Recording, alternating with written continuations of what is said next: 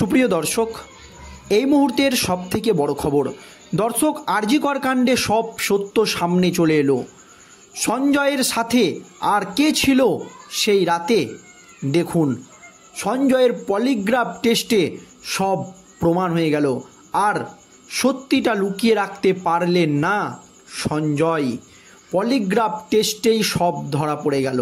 কি হয়েছে এক্স্যাক্টলি, কার নাম উঠে এসেছে, আজকের এই প্রতিবেদনে আপনাদেরকে ডিটেলসে জানাবো দর্শক। খুবই গুরুত্বপূর্ণ প্রতিবেদন, আপনাদের সকলকে শেষ পর্যন্ত দেখার অনুরোধ রইল। দর্শক, আপনারা সকলেই জানেন এই আরজি কর কাণ্ডে মহিলা চিকিৎসকের মৃত্যুর ঘটনায় গোটা দেশ জুড়ে উঠেছে নিন্দার ঝড়। সকলেরই একটাই দাবি যে দোষীদের শাস্তি চাই, দোষী নয় দোষীদের শাস্তি চাই। প্রথম থেকেই দাবি করা হচ্ছিল এই ঘটনার সঙ্গে একজন জড়িত নয়, একাধিক বড় মাথা রয়েছে। আর সেটাই কি সত্যি হলো পলিগ্রাফ টেস্টে। কেন বলছি দেখুন দর্শক, আপনারা সকলেই জানেন এই আরজি কর কাণ্ডে মহিলা চিকিৎসকের মৃত্যুর ঘটনায় একাধিক রাজনৈতিক সভামঞ্চ থেকে শুরু করে বিভিন্ন শিক্ষা সংগঠন সকলেই কিন্তু মুখ্যমন্ত্রী মমতা ব্যানার্জির পদত্যাগের দাবি জানাচ্ছেন। এই আবহে তৃণমূলের অন্দরেই কোণঠাসা হচ্ছেন মুখ্যমন্ত্রী মমতা ব্যানার্জি, কারণ খোদ তৃণমূলের বিরুদ্ধে একের পর এক হেভিওয়েট নেতামন্ত্রীরা মুখ খুলছেন। আর তখনই কিন্তু সঞ্জয়ের কাছ থেকে একেবারে এলো বিস্ফোরক তথ্য, যা দেখে অবাক রাজ্যবাসী। দর্শক, আপনারা সকলেই জানেন এই আরজি কর কাণ্ডের তদন্তভার প্রথমেই হাতে নিয়েছিল কলকাতা পুলিশ।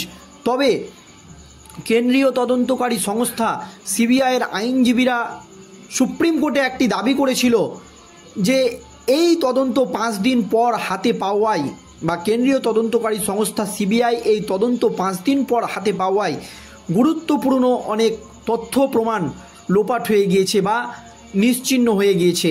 সেই জন্য তদন্তে একটু দেরি হচ্ছে বা তদন্ত ধীর গতিতে চলছে, এই মন্তব্য করেছে। আর এই মর্মে আপনারা জানেন কলকাতা পুলিশ যদিও আরজি কর কাণ্ডের তদন্তভার হাতে নিয়েছিল, তবে একাধিক বিজেপি নেতৃত্ব থেকে শুরু করে বিশেষজ্ঞ অনেকেই কিন্তু মনে করছিল যে রাজ্যের পুলিশ হয়তো তথ্য প্রমাণ লোপাট করে দিতে পারে বা তথ্য প্রমাণ লোপাট হয়ে যেতে পারে।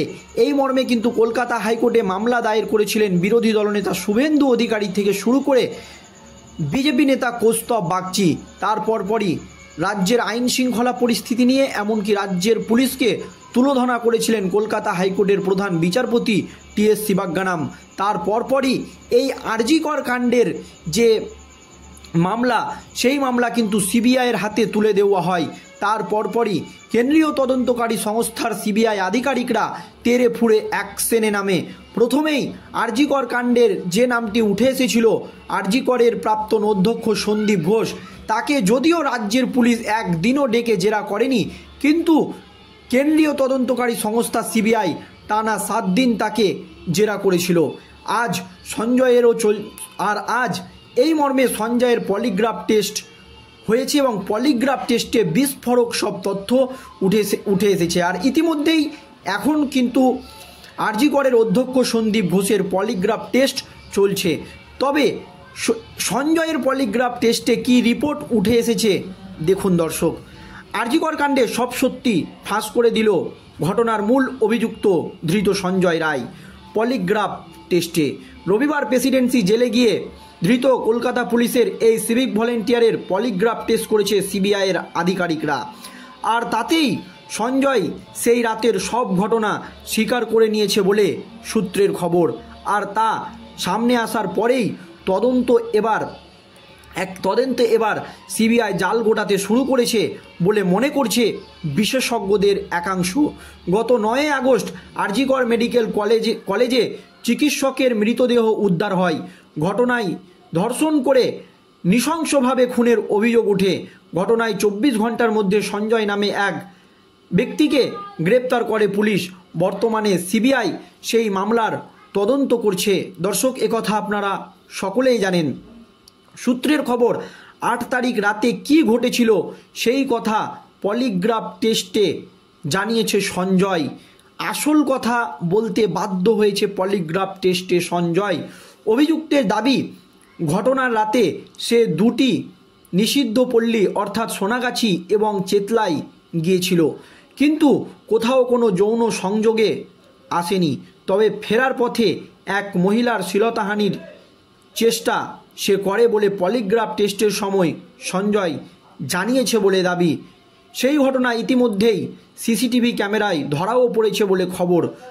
সঞ্জয় আরও জানিয়েছে যে সে তার প্রেমিকাকে সেই রাতে নগ্ন ছবি পাঠাতে বলেছিল। ঠিক কী হয়েছিল সেই রাতে ঘটনাক্রমে হিসেব করে সঞ্জয় বলেছে 8ই আগস্ট তার বন্ধুর ভাইকে দেখতে আরজিকর হাসপাতালে গিয়েছিল, সঙ্গে ছিল তার বন্ধু। হাসপাতাল থেকে বেরিয়ে তারা দুজন মদ খাবে বলে ঠিক করে, তারপর মদ কিনে রাস্তায় খেয়ে নেয়।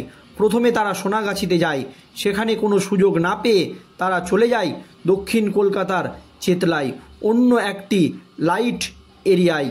সেখানে গিয়ে তার বন্ধু এক মহিলার সঙ্গে ভিতরে চলে যায়। সেই সময় সঞ্জয় বাইরে দাঁড়িয়েছিল।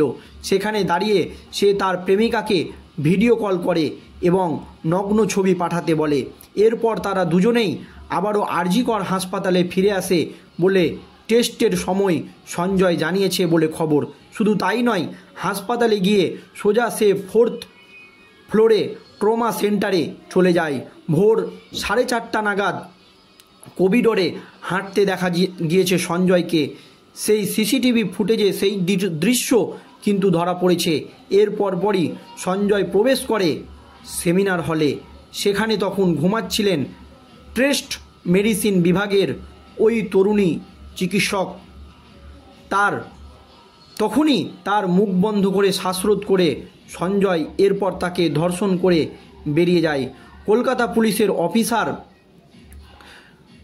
পুলিশের অফিসারের বাড়িতে নাকি চলে যান, নাকি তিনি সেই যে ব্যারাক মানে সে যেখানে তিনি থাকতো সেইখানে চলে গিয়েছিলেন, এমনই কিন্তু সূত্র মারফত জানা যাচ্ছে।